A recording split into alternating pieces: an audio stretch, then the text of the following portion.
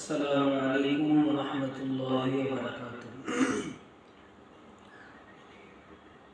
আজকে যে বিষয় নিয়ে আলোচনা করব, রমজান মাস বড় বরকতের মাস, ইবাদতের মাস।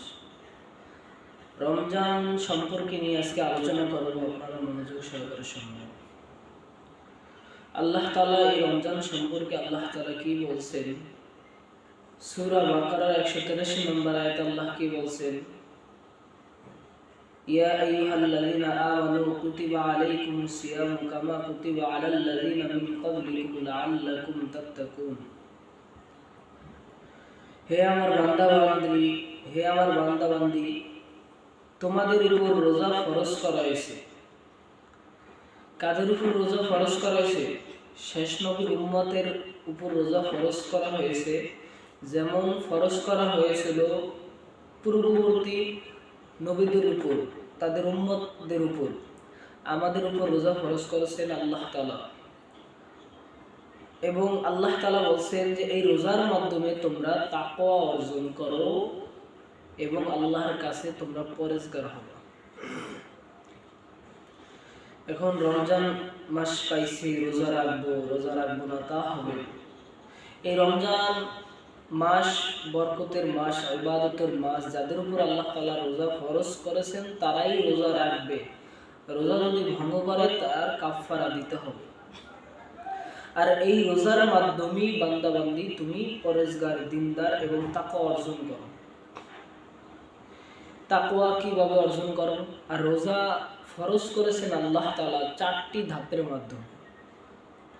1 নাম্বার ধাপ হলো আল্লাহ তাআলার নবী প্রত্যেক মাসে 3টি করে রোজা রাখতেন।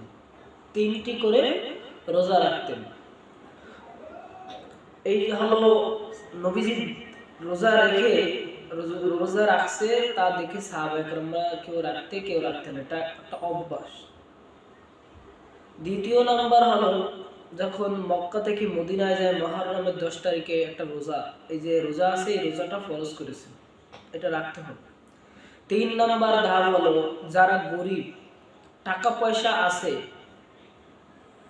যারা গরিব তাদের কি টাকা পয়সা আছে? না। যারা গরিব, যাদের টাকা পয়সা নাই, আর যারা ধনী মানুষ যাদের টাকা পয়সা আছে কিন্তু তারা রোজা রাখে না, তারা ইচ্ছা করলে মিসকিনদেরকে দিতে পারে। কিন্তু পরে আবার বলা হয়েছে এইটার চেয়েও রোজা রাখাটা উত্তম।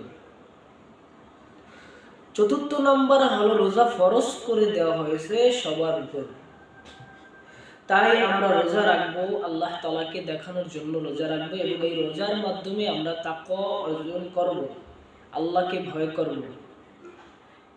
এখন ইচ্ছা করলে আমার কাছে পানি আছে, আমি ঘরে আছি, কেউ দেখে না, কিন্তু দেখে কে? আল্লাহ তাআলা। কেউ যেটা দেখে না সেটা দেখে আল্লাহ তাআলা, কেউ যেটা দেয় না সেটা দেয় আল্লাহ তাআলা। এই রমজান মাস আমি ইচ্ছা করলে ঘরের ভিতরে জানালা দরজা আটকে একা একা খাইতে পারি, কিন্তু খাইতে পারি না। কিন্তু দেখতেছে কে? আল্লাহ তাআলা। ইচ্ছা করলে খাইতে পারি কিন্তু খাই না, কেন? আল্লাহ তাআলা দেখতেছেন। রমজান মাসে যখন আমরা রোজা রাখি,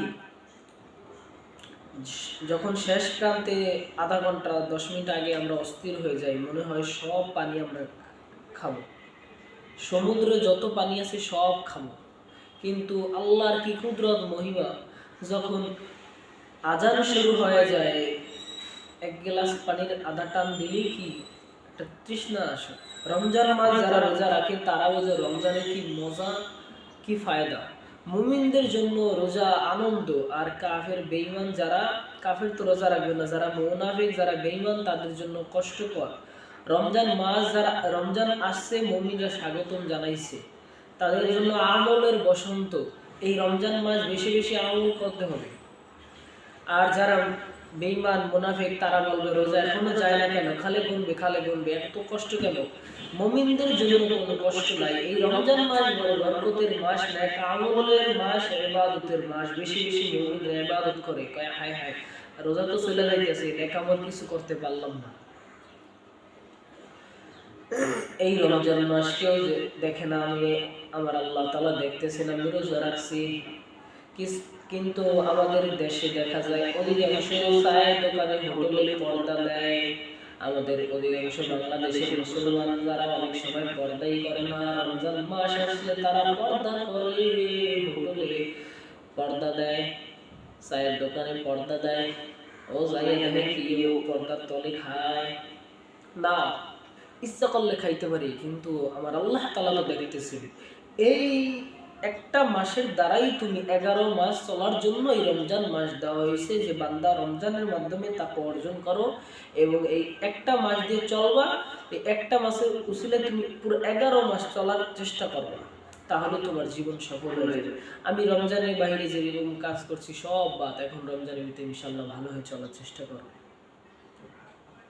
কিন্তু এই রমজান মাস যদি চলে যায়, আবার যদি আগের মতো হয়ে যায়, তা না। এই রমজান মাসের মাধ্যমে শিক্ষা যে বান্দা তুমি রোজা রাখছো, ইচ্ছা করলে ভাঙতে পারো, কিন্তু না। তারপর যখন রমজানের বাইরে যখন তুমি গুনাহের কাজ করবা, তখন তোমার অনুভূতি অন্তরে জাগ্রত, যদি ইমানদার তুমি থাকো, তখন হবে যে না, রমজানের ভিতরে যেরকম আমি রোজা রাখছি, আমি ইফতারি ইচ্ছা করলে খাইতে পারি, যে কোনো সময় আমি চুরি করে খাইতে পারি, ফ্রিজের পানি খাইতে পারি লুকায় লুকায়, কিন্তু না, আমার আল্লাহ তাআলা তো দেখতেছেন, আমি খাবো না, আমি খাবো না। তাই রমজানের বাহিরে এরকম ত্যাগ স্বীকার করতাম তো সেই দামি।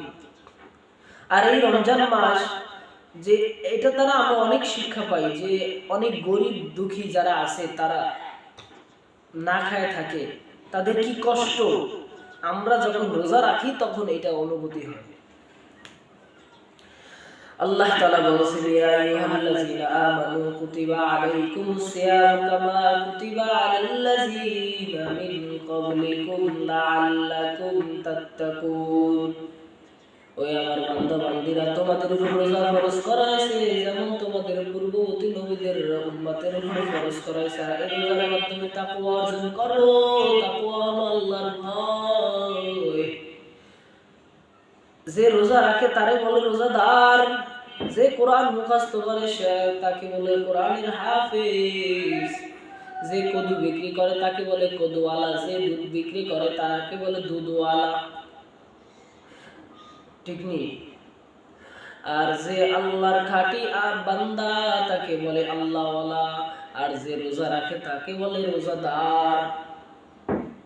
তাই রোজা রেখে আমরা মিথ্যা কথা বলবো না, হয়তো কথা বলবো না, নেক আমল বাড়াইয়া দেব।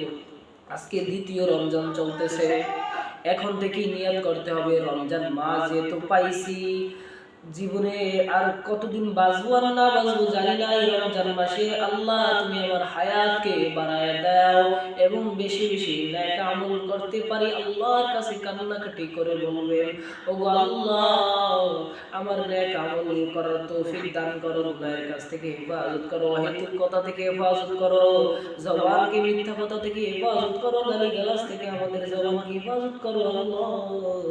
এরকম আল্লাহর কাছে ফরিয়াদ করে বলতে হবে, তাহলে রমজানের রোজার হক আদায় হবে। যে কথাগুলো বললাম, এই কথার উপর আল্লাহ তাআলা আমাকে এবং আপনাদেরকে আমল করার তৌফিক দান করেন। আমিন ওয়া আখিরু দাওয়ানা আলহামদুলিল্লাহি রাব্বিল আলামিন। আসসালামু আলাইকুম।